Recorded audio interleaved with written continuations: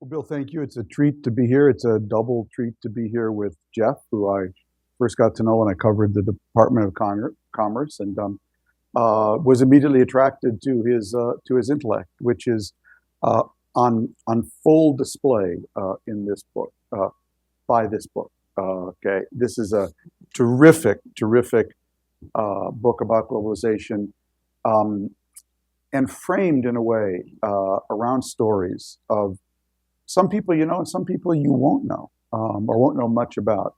That is really compelling. And now, Jeff, the first question. I warned you already. How does the husband of Ina Garten stay so slim? No, we'll dive right in. As author myself, I know there's always a moment. And it's a very exciting moment where you sit back and you say, "That's a book. That's a book. That's the book I want to write." When was that moment for this book? What prompted it? I'm going to keep most of my answers short, but for this one, I'd like to give you the real answer. Great.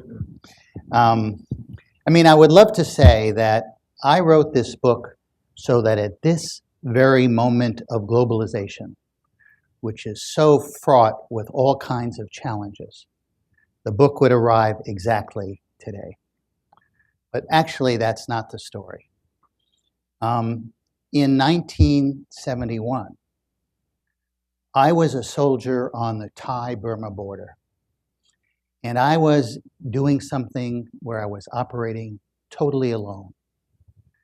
And in those days, maybe it's the same, but in those days, maybe the same now, but in those days, American soldiers had to get mail once a week by law. And the only way I could get the mail was that it would be dropped from a plane. And most of the mail would come through the mailroom in Saigon or Bangkok, and anything that was good was stolen. But one day, what came down was a book, and it was called Stilwell and the American Experience in China by Barbara Tuchman. And it was the only thing I had to read, and I read that. It's about 1,000 pages. I read it 3 times. And I loved that book so much. And here I was, 21 years old, so far from home. And that book gave me the context, in my mind, for everything I was doing. It was about Asia. It was about a soldier.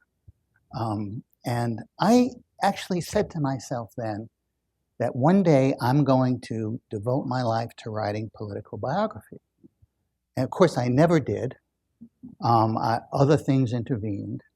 But about 5 or 6 years ago, when I wanted to write a book about globalization, it came back to me that I could write about globalization through actual people. And you won't believe this, but I read Barbara Tuchman's book again. I had it almost everything was underlined. And I was convinced that I couldn't write a whole book on a person. I wasn't that good, but if I could write portraits and really tell the story, I could tell a story of globalization in a way that it hadn't been told before. Not that it was the only way, but you have described it in ways nobody could imitate.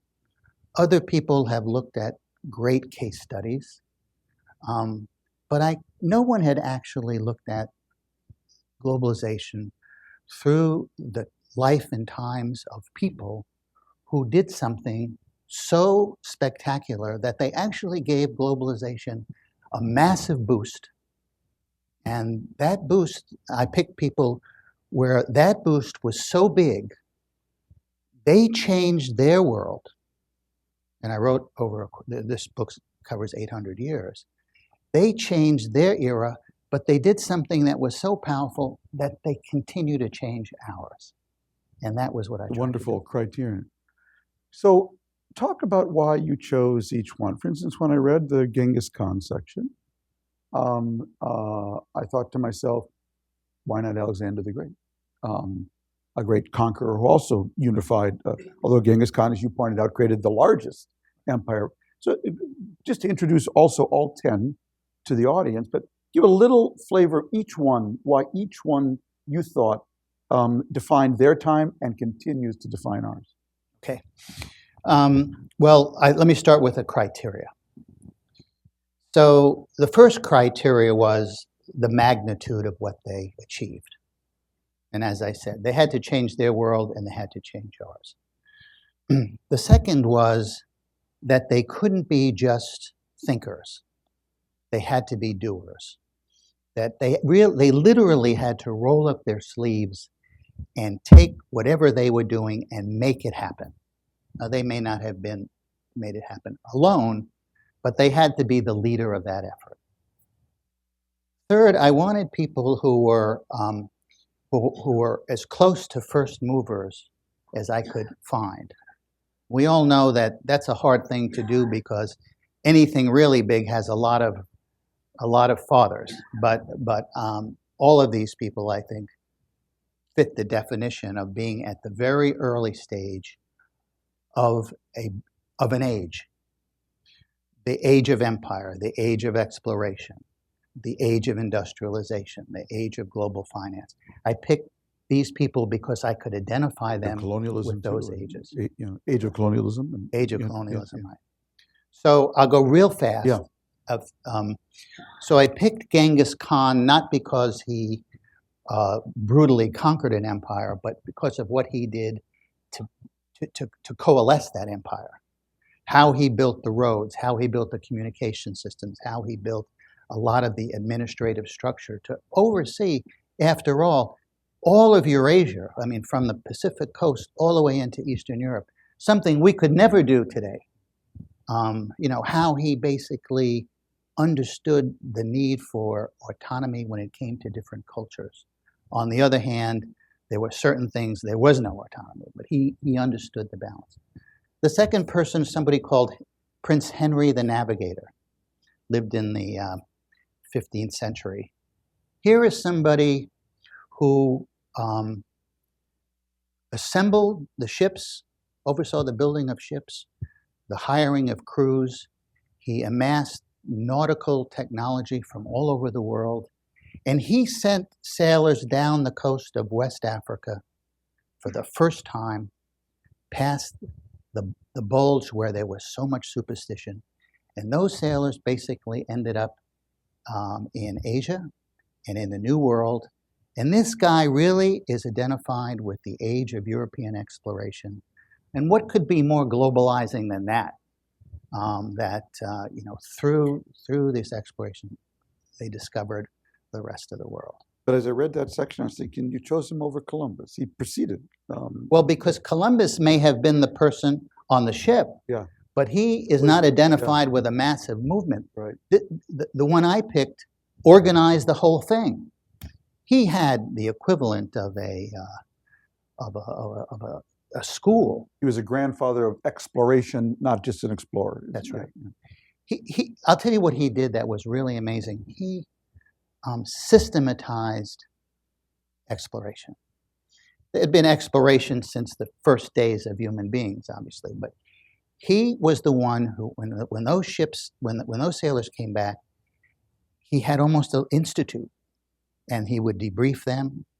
And then the next guys who went out, he would give them all the information that he had amassed. And that had never been done before. Until then, exploration was very episodic. Yeah. And I want to say that for every one of these characters, every one of these chapters, it ends with the modern day echo. Yeah.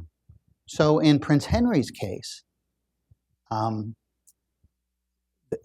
NASA has referred to him all the time as really the beginning of the space program, because everything that Henry did, he did it on the oceans, but the method and the use of technology of its time was very much the way we went into the heavens. And also the competition between Portugal and Spain and England very much looks like the competition, to get into space today. The third person was Robert Clive, who was a 17-year-old boy in England. No money, no connections. He goes to work as a clerk in the East India Company in Calcutta. Within 15 years, he's the head of the East India Company, and he proceeds to conquer India for the British Empire. And I make a big deal that the British Empire was an enormous globalizing institution. Whether it was the language, whether it was the rule of law, whether it was some notion of markets. But it all started with Robert Clive, who, incidentally, like a lot of these people, is not a kind of person you might want to have dinner with. I mean, you know, he was. Me and Genghis. Right. I mean, he was. The British said he became more Indian than the Indians. He understood guerrilla warfare in a way that the Indians didn't. And anyway, it's a very dramatic story of somebody who came out of absolutely nothing. Fourth person is Mayor Rothschild. Now imagine this. This guy, this is the 17th century. He lives in the most oppressive Jewish ghetto in the world.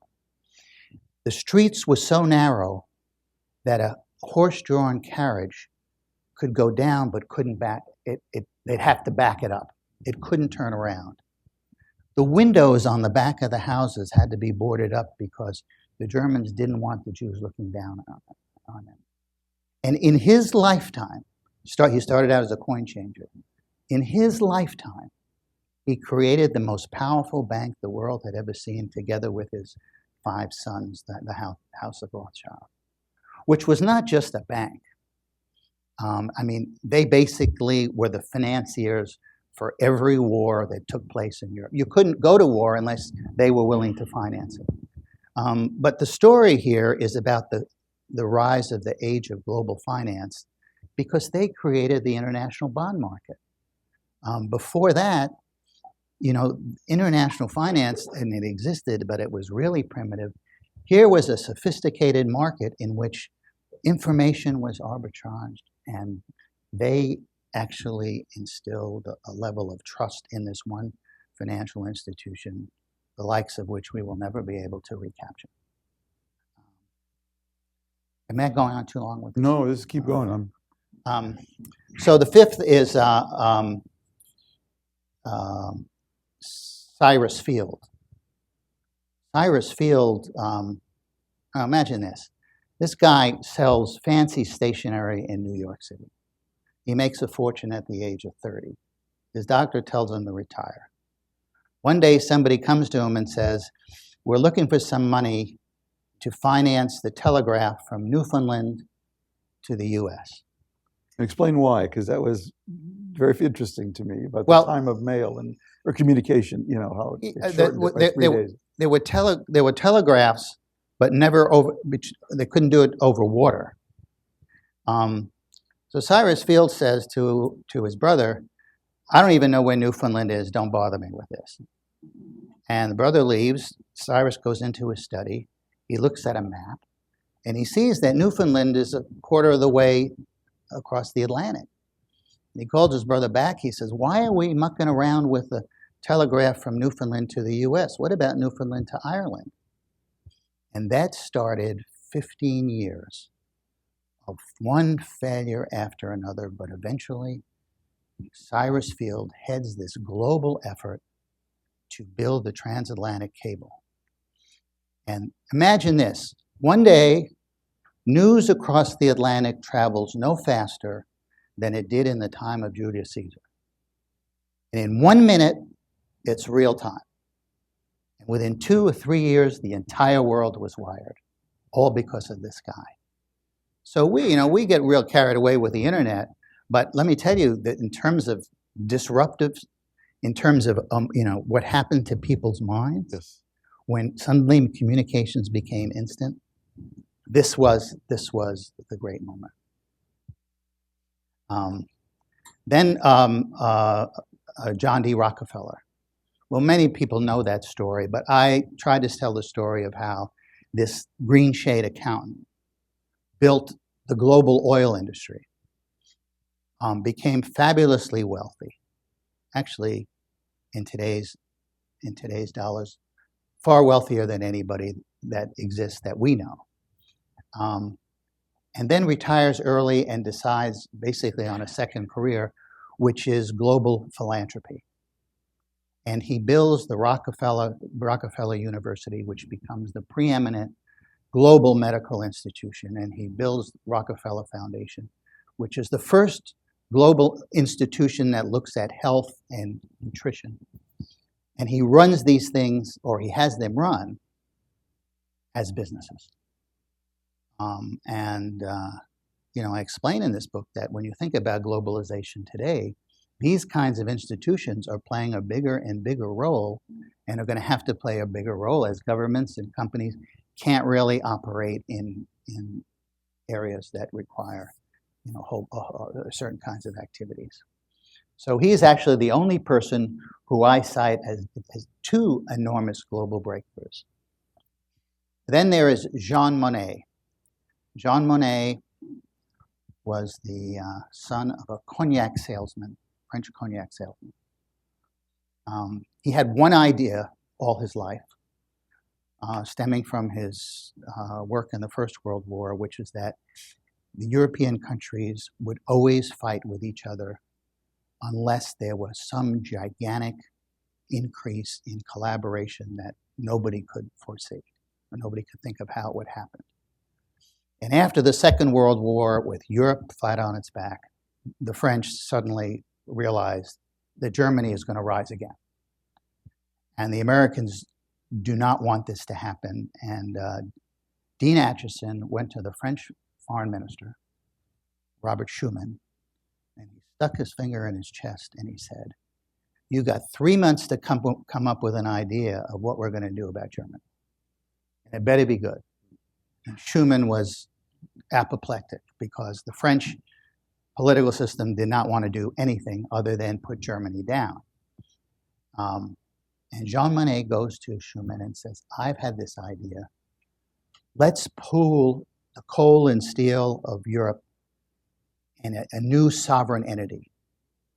We'll call it the European Coal and Steel Community. We'll actually take the responsibility of these resources out of the national control. And those are the materials that allow countries to go to war." Nobody thought this was possible. And Monnet sold it. He became the first head of the European Coal and Steel Community. That became the European Common Market. That became the European Union. And I attribute to Monnet the greatest advance in international relations since the Treaty of Westphalia, when the nation state was made. Because who could have possibly imagined that you could take a country's most vital resources and basically give someone else control? Now, of course, today the European Union's got all sorts of problems, but I think, as I told you the other day, I say to my students, once I gave a class on European unity, I told the story of JeanMonnet over a 6-month period. I said, you don't have to know anything else, because he anticipated every single issue that was going to arise. He understood how much tension there would be between political integration and economic integration. And his theory was, let's take one step at a time, always one step at a time. The eighth person is Margaret Thatcher. We all know a lot about her, but the reason I picked her was that she, until she came along, the tides of socialism were rising and rising and rising ever since the Russian Revolution. And Europe, England especially, but the rest of Europe was in a sclerotic state. And she basically turned the tide. I give her credit for really putting the world in a direction of laissez-faire free market economics. She did it in England, for better or worse, and incidentally, and all these people, I'm saying they were multifaceted, but on balance, good. What she did was, to take an example, privatization. There had never been privatization. There had never been a state own company that was privatized. All over the world, privatization started to take place. And while I can't prove it, I think it was no coincidence that Deng Xiaoping came along, started to open up China just as the experiments in England were taking hold. All during the 80s when she was doing what she was doing. Next to last ninth was Andy Grove. There's a big challenge to figure out how do I get the internet and digital revolution into this book. You didn't choose Jobs or Gates. You chose Grove. Right. Well, first of all, I say at the beginning of the book, I'm ending at the end of the 20th century, which eliminated Steve Jobs because his great genius really flowered in this century. But between Gates and Grove, I think Grove's contribution actually was much more fundamental. He figured out how to manufacture the microprocessor on large commercial scale. And I attribute to Andrew Grove the beginning of the third industrial revolution. Because there is no piece of technology that we think about, whether it's whether it's a cell phone, it's a computer, whether it's the 3D printing, whether it's autonomous cars, sensors, anything that you can imagine, and all these wonders that we talk about, at the heart is a microprocessor. And so figuring out how to do it, the conditions under which they are made, and very significantly, the management of high technology industries, which is not like managing a standard manufacturing. I mean, you're talking about people who are very creative. You're talking about scientists. On the one hand, you have to get these ideas out of them. On the other, there has to be extreme commercial discipline. Yeah. And Andrew Grove, the guy who was hidden as a baby during the Second World War in Hungary, hidden from the Nazis, and who 15 years later had to escape the Soviets to come to the US, not speaking a word of English, graduating first in his class at City College in New York, and being the number 3rd employee of Intel. It's an amazing story. It's an amazing story, but I'm very happy that I included him as that. And then the last person is Deng Xiaoping, who opened China to the world. Some people have argued with me saying, maybe I've overestimated the impact of that. I don't think I have. I think that what Deng Xiaoping did will change globalization for as long as any of us is alive, but probably much longer. Whatever happens in China, obviously it's having some problems now, but the long term, this century, China is going to be a massive influence on virtually everything. And if you want to go to the place where it started, the person who opened it up, unbelievable feat, given that he was imprisoned 3 times by Mao Zedong. So end the story that way. Well, that was great. Thank you all for coming. And we'll go right to the food. One of the things I found intriguing, is that the third common denominator, which is, they were impactful in globalization in their time and on our day, but there was a serendipity about it. They didn't have to be these people that hundreds of years later, a modern historian would write about, that Genghis Khan, sends the mail basically to the Arab world, and the mailmen twice get murdered, and he says, okay, all right, game on, but he didn't have to expand that way. Deng Xiaoping almost gets arrested as a student in Paris. Talk a little bit about the serendipity of how these people emerged. Well, one of the things that I try to wrestle with at the end, by the way, I did this really straight. I wrote these stories, and then I asked, what's in common? I had no hypothesis. I wasn't capable of that. I wasn't a historian. So I read these things and then I panicked because I realized unless I had something overarching, it would be a different kind of book. And it took me a year reading them over and over, and then I hit 2 or 3 things. And one of them is what you're talking about. And the question I ask myself is, did these guys make history in a way that nobody else could have? And I came up with the thought that they really did not bend the river of history. They made it go faster. That they arrived at an exquisite time when certain things were happening, and they had the wherewithal to take advantage almost of that moment. Accelerated. And they made it go faster, right? They accelerated it. And had it not been them, it very likely would have been someone else. And just a couple of examples. You mentioned Genghis Khan. Well, the whole region, I mean, if you go back through history, there was a great alteration between status quo and nomads coming down from the steppes and upsetting everything. In this particular case, the political systems from Asia all the way to Europe were rotten. That is, they were very corrupt. There was actually a lot of trade, but going through all of them was almost easier than he couldn't believe how easy it was, how easily the various regimes toppled. And in many cases, the people came to Genghis Khan and his people said, take us over, because the governance, all different kinds, was just, had really atrophied. So it was a perfect time, and I think somebody else would have done it if he hadn't. Or let's take Rockefeller. He didn't discover oil. He didn't even discover refineries. He had a couple, but the whole world was ripe for industrialization.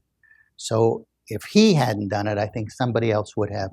If Cyrus Field hadn't done the transatlantic cable, I think within a couple of years somebody else would have. So I don't want to take away from these people. I just want to say that they were really smart. They were really fast. They had a lot of courage. And one other thing is that, many of you are familiar with Isaiah Berlin's dichotomy between hedgehogs and foxes. The hedgehog knows one thing and the fox knows many. Every one of these people were hedgehogs. That is, they had one and only one idea since they were young. And they weren't Renaissance people. They didn't have hobbies. They were so riveted on one big thing that it allowed them to fail many times and keep going because they had no alternatives. And I think that one reason that it was these guys that did it was simply because they were so single-minded, almost pathological obsession. Well, we know people like that, right? But it was really pathological. And so you take these combinations, it accounts for them. Yeah, there's one other thing that was related to that. They all knew how to get stuff done, too. They weren't just obsessed. They actually knew how to get stuff done. Right? Well, they knew how to get it done because they were so obsessed with, getting it done. I have a friend who said, he's an entrepreneur, he says, a lot of people fall in the potholes. I don't even see the potholes. Mm-hmm. In these cases, written much larger, they got it done because there was no obstacle that could stop them. They could be knocked, Cyrus Field or JeanMonnet had this idea. 10 times it was shoved down his throat as being impractical and idealistic to ridiculous. But in reading it, Jeff, I couldn't help but think. But if Mayor Rothschild were alive today, he'd be Bernie Sanders' #1 target. If Deng Xiaoping were alive today, Xi Jinping would have had him arrested. If Robert Clive were alive today, they would have taken down his statue at Yale. Every single one of these people is politically incorrect in many ways. Except Andy Grove. Talk about that. I mean, that your book is coming out at a time when globalization has got kind of a bad reputation. And you're right. You're right. But here's how, this is what I learned from the book. I learned how old and how deep globalization is. So a lot of people say to me, and I have to bring this into my classes at Yale also, that we very well may be in for a period where at least some parts of globalization are stalling. It is very possible, for example, that global trade, as we've known it, say trade in goods and trade in services, as a percentage of the world economy is leveled off in a way that it never has since the Second World War, because typically it's been 2 or 3 times faster than global growth. It may very well be that global finance is actually in a state of balkanization. That is, this one big global market that we're all, always talk about, it may not be so global. It may be becoming less global, partly because of all these national regulations. But if you look at the globalization of digital information, that is off the charts. So there's no possible case you can make that all globalization is slowing. I think it's very important that not allow economists to own the term, that it's just a question of trade. That, to me, globalization is the ability to act globally. And it's manifested in many ways. Trade is one of them, but Skype calls are another. Exactly. And, the travel of ideas is another. And the way that technology gets diffused is another. So one of the things that I'm quite sure of as a result of this book is that the history of human beings and the history of globalization are synonymous.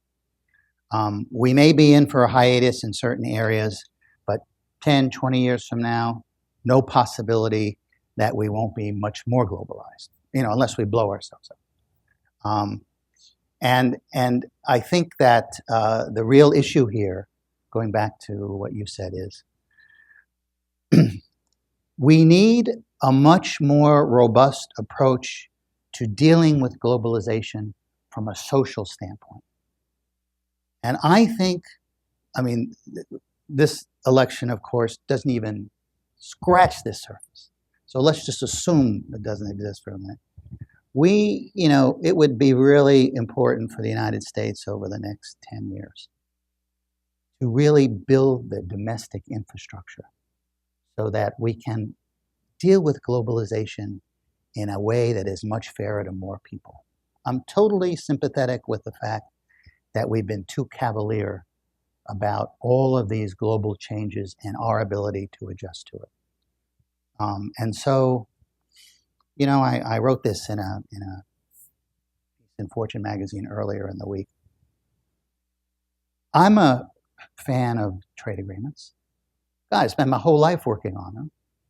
But I wouldn't pass the TPP until there was a counterpart domestic legislation that basically blew up so many of the arthritic channels that we have, that said that gave a mandate for an education system that really prepared people to deal in a world not only with the TPP, but much more trade. That dealt with the infrastructure problems, that dealt with people who basically simply can't adjust. We should do that. And you know what? We're the society that has the best shot at doing that. So that's why these guys would be vilified. But I think if some of them were here, they'd say, yeah, but we lived in a different time. You guys aren't doing what you should. I think, it's what, it is one of the explanations for why the Republican Party is blowing up. And that in terms of my own politics, I now describe myself as a nonpartisan extremist. So I am actually, for just the reasons you said, Jeff, I'm actually to the left of Bernie Sanders. I think we should have single-payer health care. I think we should have minimum income tax. I think we should have some form of free education, universal pre-K. But to pay for it, I'm to the right of the Wall Street Journal. I think we need to become radically more entrepreneurial. And we need to, I would eliminate all corporate taxes. I would eliminate all income taxes, and I'd replace them with a carbon tax, a tax on bullets, and a tax on sugar. So I am to the right there, and I think that's where our politics is going to go. And this Donald Trump, in my view, is doing the Lord's work by blowing up this party, because I think it will begin a different conversation eventually. They may have to lose another national election, but it would be the Lord's work. But here's where we agree. Yeah. No. We agree on this concept, that we are not marginally away from where we need to be. Yes. But I think this is quintessentially a globalization issue. Yeah. Because the globalization is not going to go away. It's only going to get bigger. It's only going to get more intense. So we don't have it. What you're talking about, we have to do. Yeah. And it's just that we've delayed it for so long, in large part because prosperity has been camouflaged. But I think what's really coming out in among the electorate is there are just too many people who have been hurt and who are angry and are not going to put up with this. And to say somehow this is just a political thing is to miss the whole picture. I really think so. And I read it was a wonderful interview with Jeff in International Economy, and I read that too in preparation here. And I really thought you got to a very interesting issue, and we'll turn it over to questions in 1 second. It was in relation to Robert Gordon's argument with his new book out, saying basically, our great era of productivity already happened. It happened a half century ago. And it's great you have an iPhone, but it doesn't compare to a flush toilet, And I think you made a very important point, which is that we do have a lot of whiz-bang technologies now, thanks to globalization, and they're spreading. But so much depends on the political and social context within which they're embedded. And if you don't have the right regulation, or if you have too much regulation or too little, then these things won't scale in a way that will benefit more people. Talk about that a little bit, Jeff. Well, I think I'll just say a word about Robert Gordon's thesis, because it's known in a lot of different ways, and I think many people here might have heard of. Larry Summers was one of the first who talked about secular stagnation. And Robert Gordon, is a very prominent economist, has made it very concrete by saying that the century up until 1970 was a unique century in all of history. That we had so many technological breakthroughs, as you say, flush toilets, electricity, air conditioning, automobiles, television, airplanes, that could never ever be repeated again, and that how narrow-minded we are to think that the internet and the cell phones and the ability to tweet and all of those things are anywhere near that century, and therefore we are destined to much slower growth. That's the thesis, right? I don't quite buy, but it's okay. Right. Yeah. No, we neither of us buys it. Yeah. So the question is that right? And I think Tom and I both agree that that's an assertion. Nobody can see the future, but if you believe in globalization, it's very hard to believe what he is saying, because what is starting now is going to spread. That, you may have, I think I used this example once, a 3D printer that's the size of this room, but 10 years from now, we may all have 3D printers in our house. And that changes the nature of manufacturing, of retailing, of everything. So that Robert Gordon may be very short-sighted. And let's assume for a second he is. Then we have to get ready for this. This is a degree of change that is every bit as rapid and maybe more rapid than what we've been through. And we don't have the regulatory system, and we don't have, the social safety nets, and we don't have the education system that actually prepares people for this world. And the dangerous thing, I think this is what you're getting at, is if we believe that theory of secular stagnation, that is an excuse for us to move at a snail's pace. If you don't believe it, it's fair warning. We've got to get ready, and there's no evidence that we're getting ready at all. Jeff, then explain one thing, and it's the last line of the book, which is that the best may yet to come. The best may be yet to come. So it's a very optimistic book in the end. I've talked about these 10 people. I conclude with what the kinds of things they had in common, what allowed them to do what they did. And then I say, when you think of what they did with the tools that they had, you can only conclude that in the future we are in a much better position to have more of these breakthroughs. And what they did, incidentally, allowed us over the last 50 years to lift 1 billion people out of poverty, increase, the health of the world's population. We've done so many great things, even though we have enormous problems. So I'm saying the future looks really great because why do I think there'll be more of them? Well, first of all, they're going to come from all corners of the earth. They'll come from the slums of Lagos, and they'll come from the outskirts of Sao Paulo in ways they never could have before. Why? Because on that phone, they've got every bit of information the world has. And on that phone, they can connect with all these things you've written about. They can connect with anyone. They have access to everybody's ideas. And goodness knows there's more money than you can imagine awaiting any really good idea. So I think that if you feel that the 10 people that I talked about did unbelievable things and improved the human condition, we're in. There's no reason to believe we're not in for that in the future, and a lot more of it. So the last line, as you said, is it just may be that the best is yet to come. Well, the best is already here in this book, and the floor is now open. We live in a world where there's much more information. I teach at a school of management, and every other word is teamwork and, beat down imperial CEOs and all this kind of thing.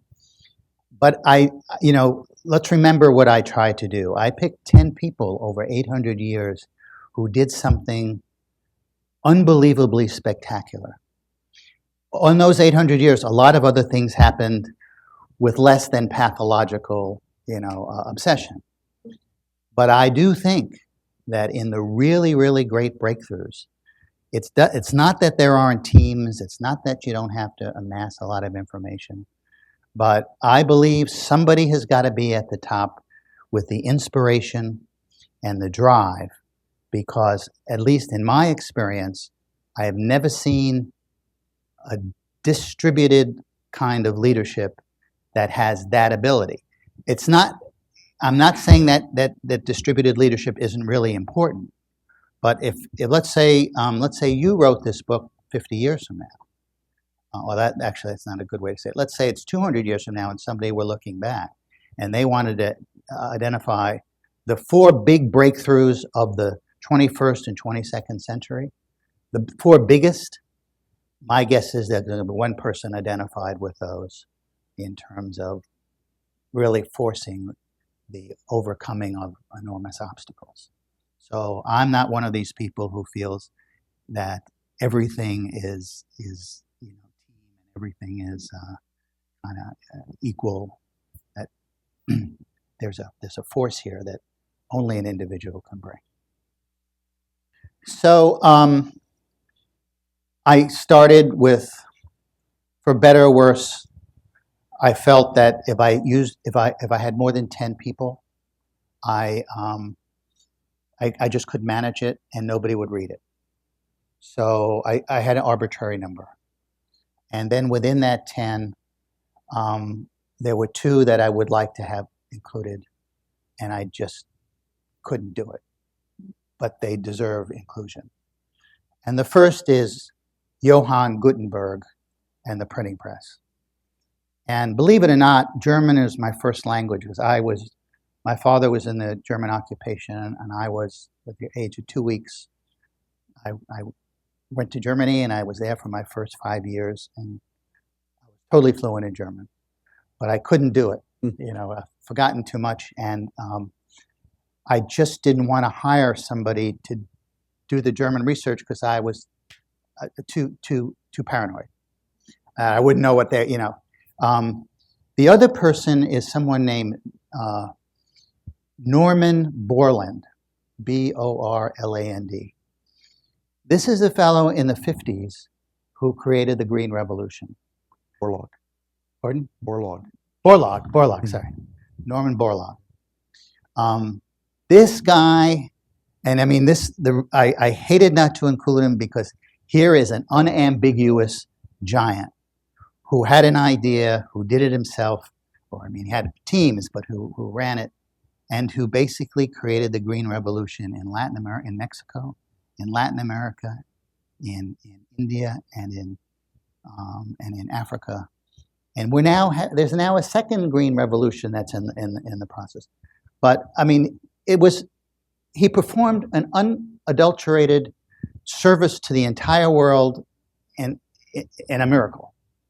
I just, it would have been number 11. So I was a journalism high school student in 1968, and he was the first person I ever interviewed. Oh, really? He was at the University of Minnesota. That's why I know him. I'm not up to answering the question about art. I just don't know enough. Food, I do know a lot about. And I can just tell you that my wife, the reason she is so motivated, she would never say this in theoretical terms, but she feels that food is something that brings people together. I watch when she cooks, and what she loves the most, it's what the food does. It's the social interaction around food. And I think she feels that the better the food is, the deeper the relationships become. I mean, in the extreme, if the food is inedible, it's not going to work. So she does it the opposite. But I think, through the ages, this has been a real constant, that people have gathered around food, and it has been from that comes not only sort of family cohesion, but also the art of conversation. I might say JeanMonnet, when right after the Second World War, when he was actually an official in the French government, everything was bombed. Everything was sort of in very bad shape. He had 2 offices, and one of them was a dining room, and all the meetings were around food. And it was this theory that you sit there for 6 hours, but if there was food, the nature of the discussion would be much different. Well, I think all the time institutions are arising, and they may look different than they did before. But I think you put your finger on something which is very important, and that is we have no mechanism really to close down institutions that are not so effective and rebuild them maybe along more effective ways. So I'm going to really go out on a limb here. I mean, I have always been a big fan of, say, the World Bank. But, it has tried to reinvent itself many times.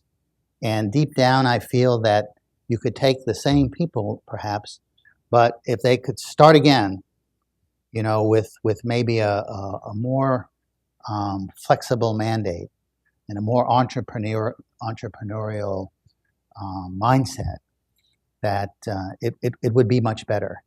And I think that, well, let's say in the world of global finance, there's need for lots of different kinds of institutions. But once one is set, then your only alternative is to do another one. And suddenly they compete with each other. So I think, yes, in the realm of globalization, this is an issue. But, when you think about it, it's an issue in our own country, in our own government. I mean, after the financial crisis, you would have thought that the regulatory structure would have been streamlined. And after all of that, only one institution was done away with, and it had such an egregious history. There was no choice. So this is more of a real human characteristic that we can build institutions, but destroying them is much harder. Well, I come away feeling that there are great people and that we should not underestimate what human beings can do. But that, history is very broad-based, a very broad-based set of forces. And I'm not sure that, I would not bet that anybody can hold history back. I think there is ability to shape it. I think there's ability to move people in a certain direction. But I come away with enormous amount of humility about the powerful forces that exist. And let me just say, we didn't talk much about this, and this is a little bit of a failing of my book, but then I only ended in the 20th century. But you can't talk about globalization without talking about climate change and the environment. And, I find myself thinking, this is so overwhelming. I think you call it Mother Nature, right? That it may require another kind of way of thinking about the role of people, the role of great leaders. Because I think that nothing I wrote about in retrospect has this particular power. I wrote about conquest, I wrote about technology, I wrote about finance, I wrote about infrastructure, I wrote about, philanthropy, government policy, all heroic efforts.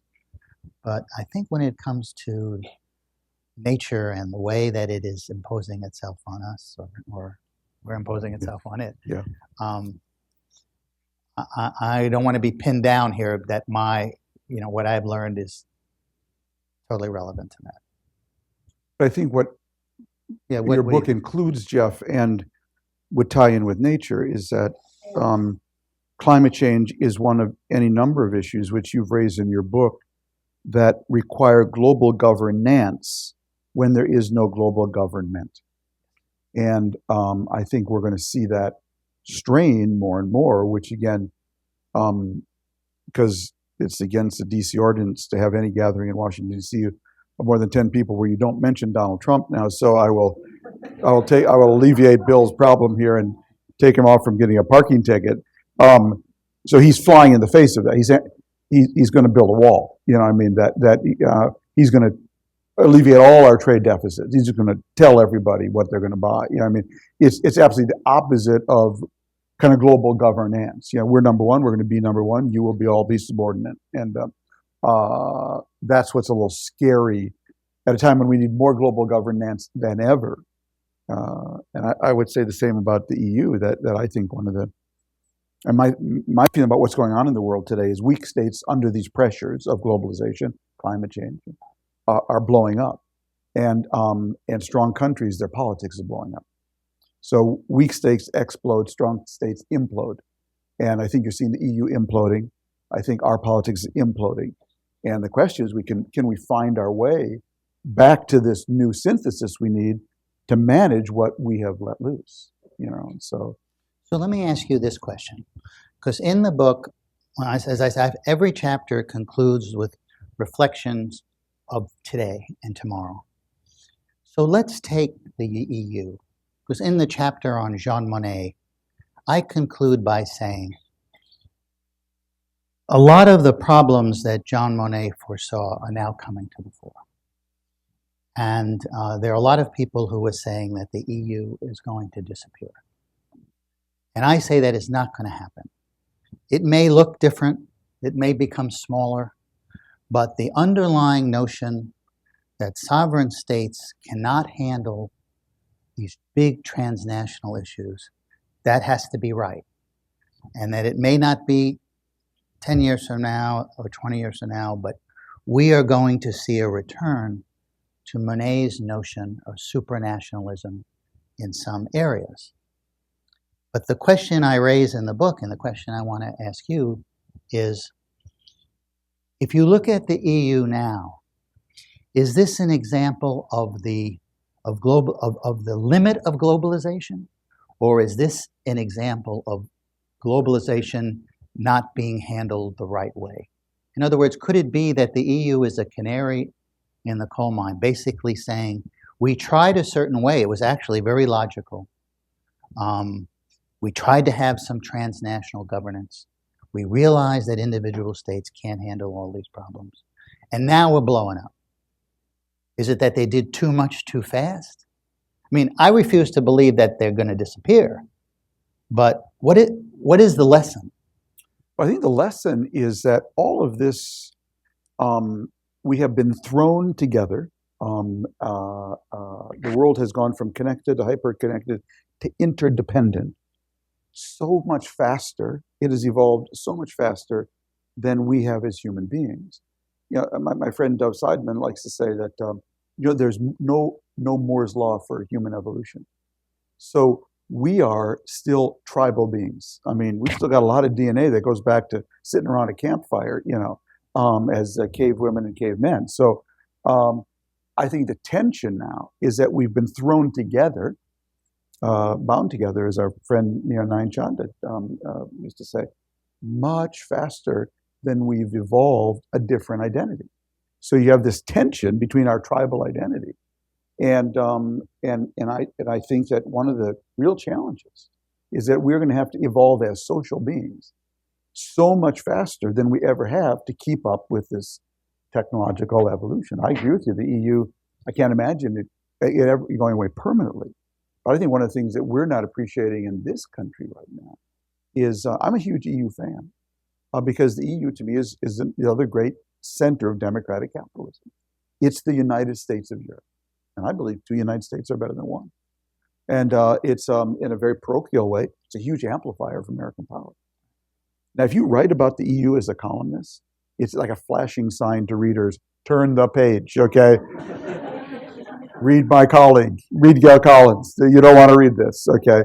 But for the three people who continue reading the column, I think we don't appreciate that our literal, they would hate me saying this, but from again, totally parochial American view, our wingman in the world, that we use to help manage the world on democratic free market values, based on real shared notions of liberty.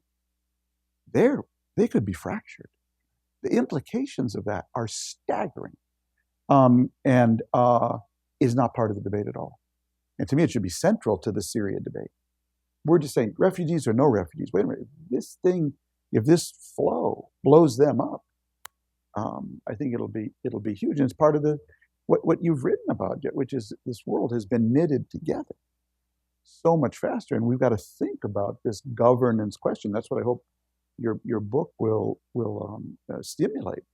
But I think your point about getting the new politics, geopolitics, the world's being reshaped right before our eyes, and we're stuck with the World Bank, and we got a knucklehead running for office who wants to put up a wall, and so that's what I think is the total mismatch with this moment, So you're making such a contribution to educating people about the world they're living in, because countries that don't wake up every day and ask the first question, what world am I in?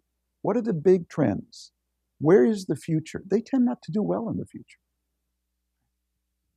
Would I be right in rephrasing your question, is that the role of non-governmental institutions, is that likely to be much more important in the future than it has been in the past, given the kinds of issues that we're talking about? And if I could add, maybe the bridge to that global government, maybe they're the transition mechanism. I think that with Tom's addition, that's what you're really getting. We really improved your question a lot. Thank you very much. In fact, we've improved it so much we can't answer it now. But I'll tell you what I find interesting, and I don't know the answer. I'm going to pass it to Tom, but there was, if you went back 10 years, I was doing a lot of writing. This is when I just stepped down as dean at Yale. And I had this idea, this would have been just towards the end of the 20th century. Yeah, that in the late 1990s, that companies really should embrace a much broader responsibility for what they do, and that the cult of sort of focus on shareholders, that it was too sharp. And while of course you have to benefit shareholders, that I wanted a much more approach of stakeholders and kind of redefining what a corporate mission was. Because a lot of these issues that we're talking about, I didn't think governments could take care of it, and I didn't see any kind of global governance. But then, you know, the Microsofts and the GEs, they were all over the world, and they had enormous capabilities, and I thought they could fill this void. And then came Enron, and then came the financial crisis, and even if I was a kernel of truth to what I said, nobody was buying this. You know, the corporate world came under such, I think, suspicion. And so I think there may be an awful lot to what you're saying. Certainly national governments are not the answer, and international institutions I think are important, but they're very limited. And companies are very limited. And so non-governmental organizations, if they're really good, they can be very global, and I think they can be enormously effective. And when I think about, let's say, things like refugees, who else is going to deal with the refugees but, you know, the International Rescue Committee and Mercy Corps and Save the Children? These are now, first of all, they're really big, and they're very, very skillful. And I think that, you know, there are going to be other areas where, if you're looking ahead 10 years, this non-governmental sector will, I mean, it's already big and important, but it could loom even a lot larger. And I say that in part because of the default that all these other institutions have had. But I don't know, how do you look at it? Well, I'm writing a book now myself, and I really wrestle with this question, and I deal with it on a page where I say, this is the moment where your spouse jabs you in the ribs and says, honey, can you believe we paid $32.95 for this? And that is that if the golden rule doesn't make a comeback, we're in big trouble. Because we now live in a world where so many people can do unto others, and so many others can do unto you than ever before. So I think I totally agree with what Jeff just said. I think these organizations are going to be really hugely important, but nothing's going to be more important than Sunday school. Nothing's going to be more important than old-time values, everything you cannot download, but they have to upload the old-fashioned way. Good neighbors, good parenting, good spiritual leadership, all the old stuff, if it doesn't make a comeback, we don't stand a chance. Of course, the United Nations are really important, and I couldn't agree with you more that you look at the course of globalization over the last several centuries, an awful lot of very positive things have happened. I think it was a great comment at this point of the evening. But let's just talk about China. So in my chapter, it's all about Deng Xiaoping. And then, as all of the chapters, I bring it up to date.